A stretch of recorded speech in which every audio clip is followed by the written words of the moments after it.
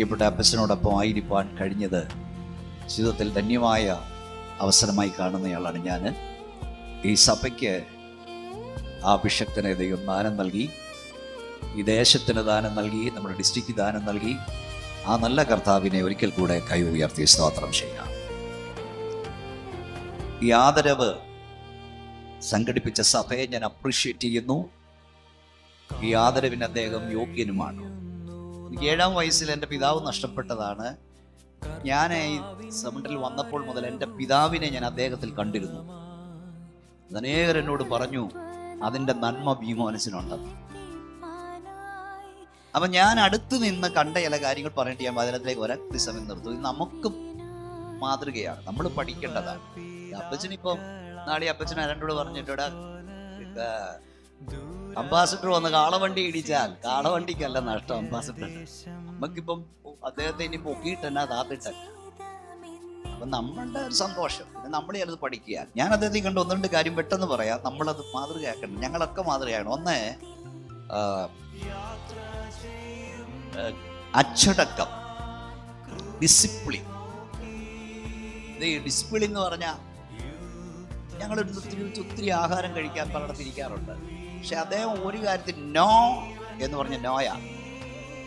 നമ്മളാണ് കുറച്ചു പേര് നിർബന്ധിക്കും, നിർബന്ധിച്ചോണ്ടാണ് കഴിക്കാൻ നോക്കും. ഇന്നത് വേണമെന്നൊക്കെ വേണം, ഇന്നത് വേണ്ടെങ്കിൽ വേണ്ട. അതെല്ലാവർക്കും ഒക്കുന്ന കാര്യമല്ല. അത് അദ്ദേഹത്തിനുണ്ടായിരുന്നു, ഡിസിപ്ലിൻ. ഭക്ഷണം ഇന്ന ഫുഡ്, ഇന്ന അളവ്, ഇന്ന സമയം, അതെല്ലാ കാര്യത്തിലും ഉണ്ട്. അപ്പച്ചനെ ഈ ബൈബിൾ കോളേജ് ഞാൻ മലയാളം ഇംഗ്ലീഷ് മീഡിയത്തിൽ പഠിച്ചുകൊണ്ട് ഇരിക്കാൻ കഴിഞ്ഞിട്ടില്ല. അപ്പോൾ അദ്ദേഹം പഠിപ്പിക്കുമ്പോൾ ഒക്കെ പറയുമെന്ന് പറഞ്ഞു, ഈ പോകുന്നിടത്തെല്ലാം പാസ്റ്റർമാരോട് കിട്ടുന്നത് 6-ാം മുട്ട എല്ലാം അടിച്ചേക്കല്ലെന്ന് പറയാം. ഈ കിട്ടുന്ന അതുകൊണ്ട് ഡിസിപ്ലിൻ വേണം. രണ്ടാമത് റെസ്പെക്ട്, മറ്റുള്ളവരെ ആദരിക്കുന്നൊരു മനോഭാവം. അത് ഈ കെ എബ്രഹാം സാറിനും ഒക്കെ ഉണ്ടായിരുന്നൊരു ഗുണമാണെന്ന് കേട്ടിട്ടുണ്ട്. അദ്ദേഹത്തിന്റെ വീട്ടിലോട്ട് ചെന്നിട്ടുണ്ടോ നിങ്ങൾ? ഞാൻ അവിടെ ചെല്ലുമ്പോൾ ഞാൻ അതിശയിക്കാറുണ്ട്. അദ്ദേഹം സിറ്റ് ഔട്ടിലേക്ക് വന്ന് സ്വീകരിക്കുന്നൊരു കാഴ്ച. വലിയ മനുഷ്യർക്ക് അത് കഴിയൂ, മറ്റുള്ളവരെ ആദരിക്കുക.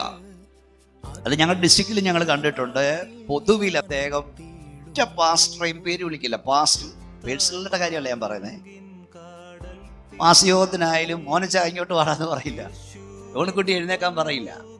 അല്ല ചെറിയാൻ ഞങ്ങളോട് പേഴ്സണൽ അദ്ദേഹത്തിന് പറയാം, മാസ്റ്റർ എന്ന് പറഞ്ഞ് അദ്ദേഹം പറയും. അതുപോലെ തന്നെ വിശ്വസ്തത, സമയത്തെത്തുക. ഒരു പ്രോഗ്രാം കൊടുത്താൽ, ഞാനും അതൊക്കെ പണ്ടേ ശീലിച്ച പിരിവാ. എൻ്റെ പ്രോഗ്രാം കമ്പ്യൂട്ടർ ബുക്കിങ്ങാണ്. 30 പേരുടെ ഒരു യോഗത്തിന് കൊടുത്താൽ 3000 പേരുടെ യോഗത്തിന് വിളിച്ചാൽ ഞാൻ പോയില്ല, ഇതുവരെ പോയിട്ടില്ല. സമയമാകുമ്പോൾ എനിക്ക് വയ്യ പറഞ്ഞ് ഞാൻ മുങ്ങില്ല. എഴുന്നേറ്റ് നിൽക്കാനാവുമെങ്കിൽ അവിടെ ചെല്ലും. ഇതുപോലെയാണ് അപ്പച്ചൻ. ഇതുപോലെ വിശ്വസ്തത. ഇതിനേക്കാൾ വലിയൊരു കോള് വന്നതും കൊണ്ട് മുങ്ങില്ല, അല്ലെ പകരം വിട്ട് കള്ളം പറഞ്ഞു പോകും. അന്നും ഇന്നും ആദ്യം ആർക്ക് കൊടുക്കുന്നു അവിടെ പോകും. അടുത്തത് ദ്രവ്യാർത്ഥിയില്ലായ്മ. ഇത് പാസ്റ്റേഴ്സ് എല്ലാം കേൾക്കേണ്ടതാണ്.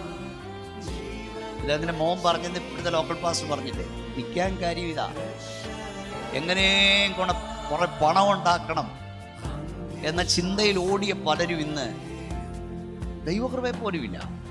ഇവർ നേടിയതൊക്കെ എന്തേന്നറിയില്ല. ദൈവം തൻ്റെ ഭക്തന് വേണ്ടതെല്ലാം കരുതും.